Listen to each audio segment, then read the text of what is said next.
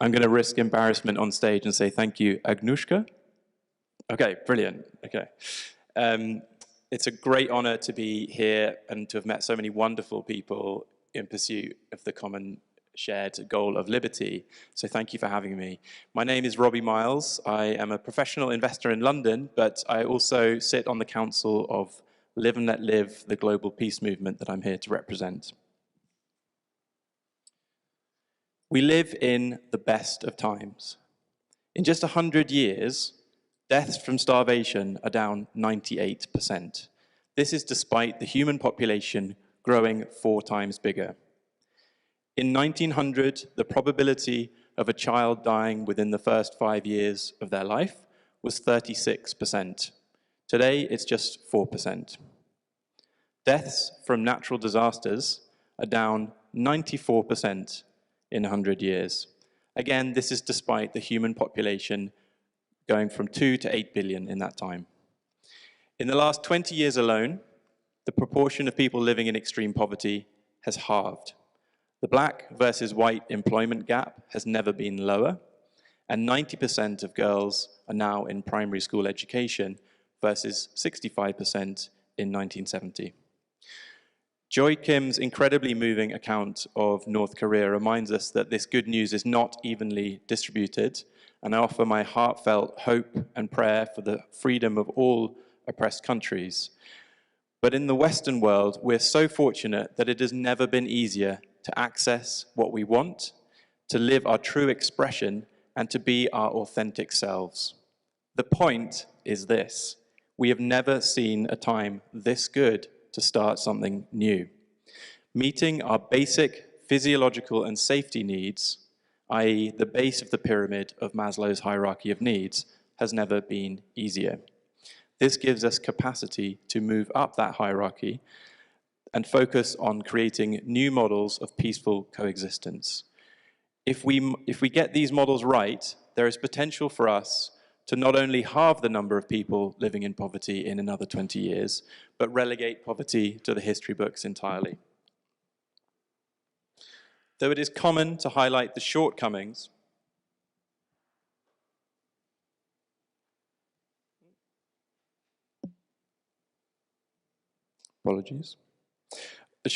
of the world, we now have more slack than ever before to explore how to move beyond merely surviving towards thriving.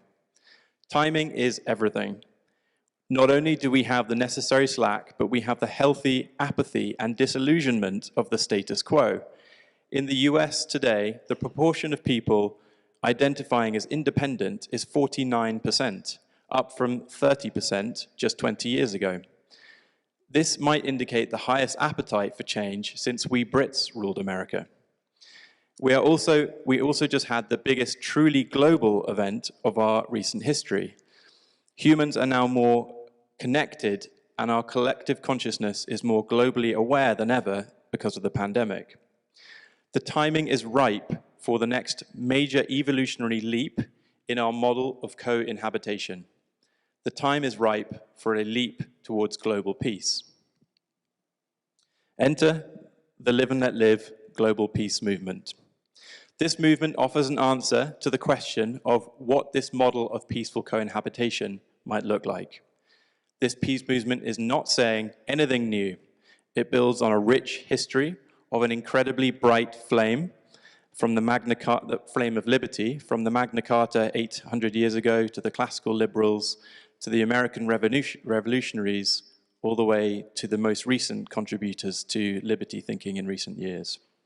The peace movement merely highlights and expounds the powerful aphorism hiding in plain sight: live and let live. 4 words, 2 imperatives. The first, live. You are the queen or king of you. As the competent adult owner of your life, you should be in charge of creating, directing, running, and organizing your life. Like all other competent adults, you have the right to decide for yourself what you believe about the world and how best to live your life. This means you alone have the right to both define and peacefully pursue your happiness, however you choose to define it. It should be obvious that you are the rightful owner of your body, including your mind, all your peacefully acquired property, your money, and your time. This imperative, live, is an empowering invitation to recognize that the cage door is open. You are lucky to be alive, conscious, and on the planet right now. The pleasure in being compassionate, the gift of giving, the joy of letting curiosity be your guide. These are ours to discover and enjoy. As with all things, this body too will expire. Seize the day. Discover what is authentically true for you and act accordingly, except for one thing. You are not free to impede other people's freedom. Which brings us to the second imperative, let live. We must allow other competent adults the exact same reciprocal right to be the sovereign and sole owner of their body, property, and time. To impose one's morality on others, i.e. to not allow others to control their property, is to ultimately advocate aggression against them. For freedom and peace to proliferate, we must be willing for competent adults to insist on using their bodies, property, and money or time in ways we personally might find immoral, unhealthy, or unwise. This is the price of liberty. Simply put, to agree with the phrase, live and let live, is to oppose all involuntary interactions between competent adults. From this phrase, we derive a practical philosophy, abbreviated to 3LP, that is implemented, that I should say, when implemented, will dramatically improve the world. The 3LP contains two fundamental but crucially different principles. Most people will enthusiastically agree with both. Number one, don't aggress. Number two, be a good or excellent human. The first principle, don't aggress, is mandatory. It is the legal principle. The second principle, be an excellent human, is merely a suggestion that people are free to ignore without formal consequence. This is the moral principle. These two rules are simple enough even for kids to understand, and we believe most reasonable people would agree with them. In fact, it is the reasonable people that we are targeting.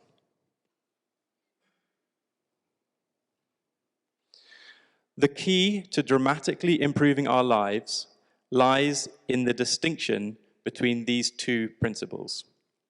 The essence of our message is that the only way to achieve global freedom, peace, and prosperity is to adhere and reason consistently with both principles.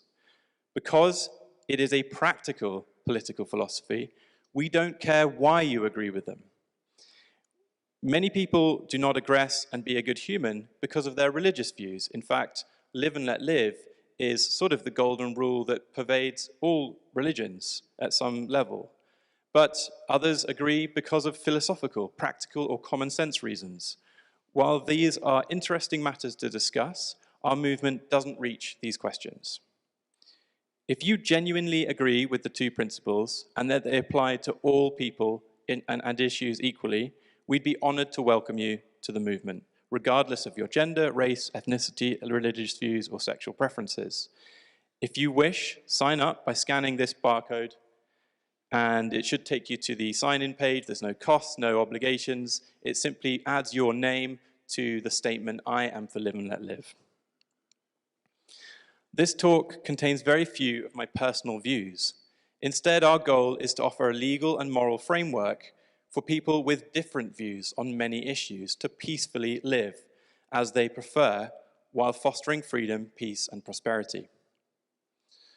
Though the two principles sound simplistic, we can derive all the needed laws, rules, and regulations directly from these two principles without ever having to be inconsistent. The founder of 3L, Mark Victor, is a practicing attorney for 30 years. He and the council has spent hundreds of cumulative hours stress testing the 3LP, the live and let live principle. As an aside, I would say that Mark Victor is a truly fantastic instigator of this movement. He's humble and he lives the true example of what it is to be these legal and moral principles in action. He is quick to say that this freedom movement is nothing about him, and he advocates it purely to achieve global freedom. I'm going to really flatter him and say that his low-ego approach to leadership echoes that of George Washington. So specifically, what do we mean by don't aggress, the legal principle? We define aggression as follows: initiating non-consensual force against another person or their property, engaging in fraud, coercion, or even creating a substantial risk of harm. In layman's terms, we mean murder, assault, theft, white-collar crime, domestic violence, rape, extortion, fraud, or thuggery. We also mean pollution, where that's material, and things like firing a rifle up in the air, drunk driving, etc. There are also less serious forms of aggression that violate the legal principle nonetheless, identified as follows: breaching a valid contract, engaging in unreasonable conduct causing harm to another person or property, breaching a fiduciary duty. Self-defense is not initiation of aggression, nor is the voluntary aggression, for example, between boxers. What is not considered aggression is speech, no matter how offensive, aggressive, rude, or insulting or disrespectful the words are, and no matter how much hurt feelings or psychological anguish they might cause. As hard as it might be in practice, we do have a choice in whether we let words upset us. We can choose to not take it personally, to not be lessened by them. Sticks and stones may break my bones, but words will never hurt me. Our goal is to harmonize all laws and constitutions with the 3LP. Said another way, the law should always prohibit all forms of aggression, whether that's by an individual, a group of people, like a corporation or a government. Perhaps the most difficult part of the message for people to understand and accept is that it remains wrong to violate the legal principle even to accomplish worthy goals. Aggressing, even to achieve worthy goals, always invites more aggression. People do not like to be aggressed upon, even by people who hold their best interests at heart. So what do we mean by be an excellent human? The moral principle. Of course, a global peace movement has to offer an answer to the question of the law, but peace requires more than just functioning law. It also requires cooperation and cohabitation. So in contrast to our intolerance for violence in the legal principle, we are tolerant and non-prescriptive on the moral principle of what exactly being an excellent human means. We might agree that drinking alcohol or smoking weed or prostitution or gambling are sins, but it doesn't matter, if it doesn't fall under the definition of aggression, these are not victim crimes, then it is a moral issue. And we defend your right to partake in those activities and to peacefully live the life you choose. Conflict arises when we impose our moral views on others. Reasonable minds can and do disagree about what and how to interpret these aspirational values. But in general, we take be an excellent human to mean the following: high character, or aiming to do the right thing for the right reasons. A commitment to thinking win-win. We should always seek to align our self-interests with the interests of others to achieve mutually beneficial results. Open-mindedness. We should remain willing to consider new or different ideas, opinions, and conclusions from the ones we currently hold. Tolerance. We should recognize that people look, speak, celebrate, love, think, act, and even live differently. Voluntary kindness towards others. We should aspire to be caring, compassionate, generous, and helpful towards others in need when we are not required to do so, and there is nothing tangible to gain. Civility towards others. We seek to inspire people to maintain a dignified demeanor of friendship, politeness, goodwill, and respect towards others. a commitment to truth, facts, and rational thought. We should be firmly committed to pursuing knowledge about what is objectively true about the nature of the universe. Building high levels of trust with others. Trust is the foundation upon which all human relationships are built. Our best relationships are ones where we have earned a high level of trust. Consistent self-improvement. We recognize no human is perfect. We all make mistakes, which we should enthusiastically own, accept full responsibility for, and constructively learn from. We should promote and maintain a commitment to excellence in all areas. We each have countless opportunities to improve in many ways. This is neither a complete list nor a recipe for a happy life. We do not make any comment about inner peace, which for many is the recipe for a truly happy life. It is just like a list that would contribute to a more peaceful society. The reason we have a moral principle and we need to inspire others to act morally, the reason we have a moral principle is because we need to inspire others to act morally, at least to some extent. If we are ever to achieve peace, we need compliance with the legal principle and to achieve freedom, but to achieve peace, we also must have a moral component. People that don't want to adhere to these aspirational values do not make good candidates to join Live and Let Live, but we defend their rights to freedom as long as they don't aggress. So some further explanation of the 3LP, the Live and Let Live principle. On the questions of rights, the 3L position is as follows. The legal principle is simply the substantial right to not be aggressed against. The right to a fair trial, our procedural right, is the necessary accompaniment to the fair enforcement of the legal principle. The substantive and procedural rights are the only rights necessary to achieve a free society and world. Any other rights should be derived directly from these two rights, and no other right should ever violate either of these two most basic rights. As such, we should scrupulously honor both rights. Of course, anyone enforcing the legal principle must also adhere to it. There can be no exception for groups of people. It should be said that repeating a short phrase like live and let live, as a parrot can do, is no substitute for a proper understanding of the underlying philosophy. Yes, a 3L world would be much simpler than the impossibly complex legal and regulatory systems of today, but we still have to understand and differentiate between the moral and legal principle.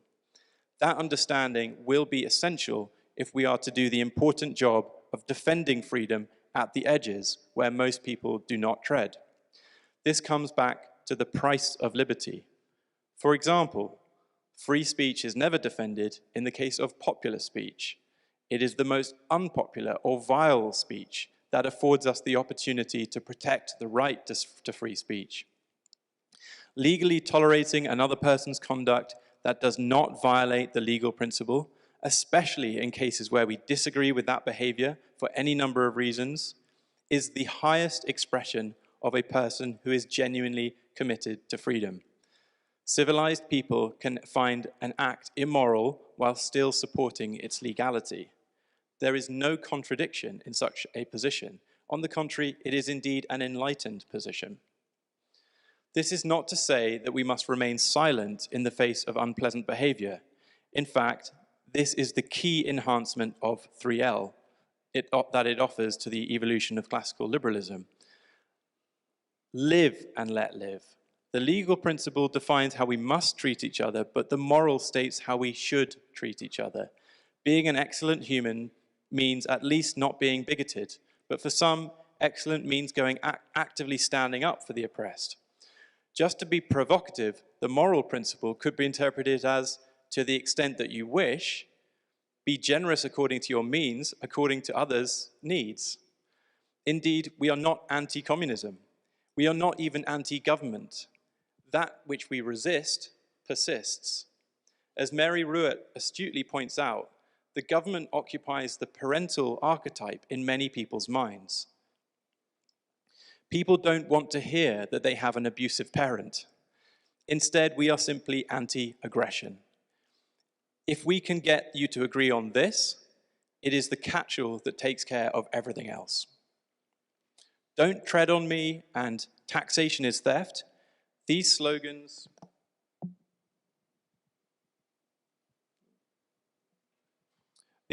make sense to the mind, but live and let live appeals to the heart and mind.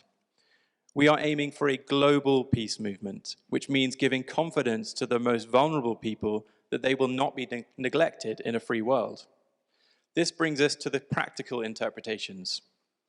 While reasonable minds will agree on 99% of the live and let live philosophy, we recognize there are some subjects where reasonable minds might disagree in their interpretation. Rather than getting caught up in these fringe cases where reasonable minds disagree, we simply delegate the choice to the local community. If a person living in a particular local community is offended by the specific reasonable interpretation of the legal principle on a complex issue, then they can relocate to a different community that shares their interpretation. Communities will ultimately compete for talent by having the most favorable, most free interpretations of the live and let live principle. Reasonable minds generally agree that gambling, prostitution, sexual choices, sexuality, drug use, euthanasia, and freedom of speech do not violate the legal principle. Racism and discrimination is more contentious, so let's examine it. We are clear that bigoted people do not make suitable members of the live and let live movement. As with any moral issue, we can peacefully seek to convince you of the superiority of a non-racist position. With racism, we should work mightily hard to persuade such intolerant people to voluntarily discard their moronic views and adopt more reasonable ones. What is also clear is that any violent racist action is a violation of the non-aggression principle, of the non-negotiable legal principle. But ultimately, if someone wants to make the economically suboptimal decision to exclude certain people from their business, that is their choice. As for reparations, the rightful owner of a property is always the person who should control that property, but that rightful ownership might be disputed. If a person claims another person is wrongfully in possession of their property, we should peacefully and rationally settle that dispute as we settle any other. Fortunately, there exists well-established rules in property and tort law, as well as rules of how we conduct trials to resolve such disputes fairly. The person who claims they are legally entitled to some particular item or property, personal or real, should be allowed to bring a claim in court to resolve the dispute fairly. Courts are generally well equipped to resolve such claims. However, generalized and non-specific claims against groups or of people sought to be enforced against innocent people should always be rejected. People are not legitimately responsible for the crimes of their ancestors or even parents or siblings. Regarding gun ownership, where no harm or substantial risk of harm exists, there would be no violation of the legal rule. Weapons that inherently cannot be used in self-defense because of the collateral damage, like nuclear or biological weapons, do violate the rule. Taxation. The controversy with taxation arises from an inability to envision how necessary services such as courts, police, defense, public defenders could be provided to people who currently cannot afford those services without taxation. Said another way, the objection is generally a practical one instead of a philosophical one about how the 3LP applies to this issue. The Live and Let Live movement does not advocate immediately or recklessly abolishing all taxation. Instead, the 3L movement advocates for a careful, rational, and fair and steady transition, allowing time for an alternative funding mechanism consistent with the 3LP to effectively replace taxation without compromising any necessary services or benefits to people who are justly entitled to them. We recognize that achieving the goal of replacing all taxation with alternative funding for necessary services may never be realized for for various reasons. However, the 3LM applauds any responsible movement towards less taxation as a worthwhile endeavor that should continue until our goal of responsibly eliminating all taxation is realized. In the meantime, we can promote the adoption of voluntary welfare, like that of the Mormons, who pay 10% of their income back to the community as tithe. On immigration, we are pro-free movement to the extent that it doesn't violate trespass. Positive rights, like the right to healthcare, are not consistent with the 3LP. But again, there is a huge scope to help others in voluntary ways promoted in the moral principle. On abortion, as well as animal rights, because reasonable minds equally committed in good faith to properly implementing the 3LP can and do disagree on this question, the issue is appropriately left to the local communities to decide and implement. On pandemics, the 3LP recognizes that spreading disease is indeed putting people at significant risk of harm, but it does not prescribe how this avoidance of harm should be achieved. Clearly, forced lockdowns and forced vaccinations are a violation of the legal principle. Climate change and pollution.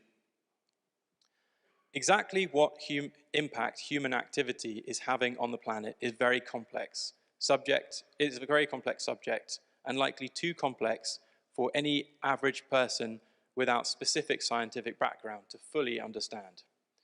What we can say is that trespass, including pollution, violates the legal principle when private property is damaged. In minor trespass, known as de minimis, like the smell of a neighbor's barbecue, we do not treat them as trespass because they are generally below the threshold of concern held by reasonable people in that community. While competent adults remain free to contract otherwise, in the absence of such an agreement, deeming these trespass de minimis and simply ignoring them is the proper course of action. For most human history, the law treated as de minimis gases released into the environment. However, assuming the climate change concerns are correct, and we should say that reliance on experts in legal matters is standard practice, this conduct's cumulative effects are no longer de minimis. It is therefore an actionable violation of the legal principle. Said another way, if a person's behavior releases harmful gases into the environment, resulting in actual harm or substantial risks to others, we should consider this as an actionable trespass. As with any other trespass, we can properly insist that a trespass either stop trespassing or purchase the right, otherwise known as a license or easement, to continue to use another's property. We can employ the same remedy to resolve the climate change and pollution-related issues. In the case of burning fossil fuels, we now can accurately calculate the amounts of harmful gases released into the environment from that activity. We can also approximate the amount of harmful gases released into the atmosphere from agriculture and industry. Furthermore, we can calculate the cost of removing those harmful gases from the environment through biological and geological carbon sequestration methods, such as planting trees or storing carbon underground. Indeed, companies are currently working on new and more efficient ways to reclaim carbon from the environment. By employing these existing and new methods of carbon remediation from the atmosphere and calculating the cost to do so, we can determine the real economic cost of the pollution and the actual cost of remediating it. By offering the trespasser the routine option to either stop trespassing or pay a trespass fee for the continued trespass, we can effectively resolve the climate change issue without resorting to violating the legal principle in any other way. So we can remove all climate change tax, subsidies, and regulation. So those are some fun examples of how 3L can cut through complex issues like a knife through butter. People sometimes ask, what is the practical purpose of the 3L movement? Our answer is this. Our current societal structures and institutions were not built to last. Joseph Tainter points out, complex societies eventually collapse under the weight of their own complexity. Live and Let Live offers a roadmap towards a free society that we can coalesce around. It is a bottom-up, grassroots version of the Great Reset. Our aim is to educate as many people about the 3LP so that it can rise out of the ashes of collapsed society, of collapsed complexity. The reason I think this movement will work is we don't need to convince everyone. Conservatively, I would guess that 75% of people, when pushed, would agree with the 3LP if they thought about it. Malcolm Gladwell, in his book, The Tipping Point, suggests that 20% of the population needs to hold a viewpoint if a social movement is to be successful. Historians tell us that maybe 10 to 30% of people supported the American Revolution, which of course was successful. So with vast swathes of the global population looking for an alternative to the status quo, and with a solution that could appeal to all reasonable minds, these numbers point towards optimism. Live and Let Live is a fast-growing community. If you would like to grow it faster by starting your own local chapter, please do get in touch. Our message is free markets, free movement, free speech, free choice at the community level for the issues where reasonable minds disagree. Live and Let Live is not a utopia. We have no solution to heartbreak, and even in a totally non-coercive society, there will always be cracks which will always let in the light. Though ultimately all mountains turn to dust, all human endeavors are but sandcastles to be consumed by the tides of time, this movement is the closest thing to meaningful that I can think of. If art reflects truth, the truth of consciousness is freedom, then working towards a free society is the most beautiful artwork that any of us can co-create. We have that opportunity now. Whether it's God, the universe, ancestors, or whoever it is that has bestowed this earth upon us, I say thank you. The way I say thank you, in more than just words, is to join the Live and Let Live global peace movement, and I hope you do the same. I'll end with the words of Thomas Paine, a founding father of the USA and a fellow Englishman. We have it in our power to begin the world over again. Collective belief defines our reality. Once we believe we are free, we will be. I believe the Live and Let Live global peace movement is the best vessel to carry us to our destination, and I hope that you will join us on that journey. Peace.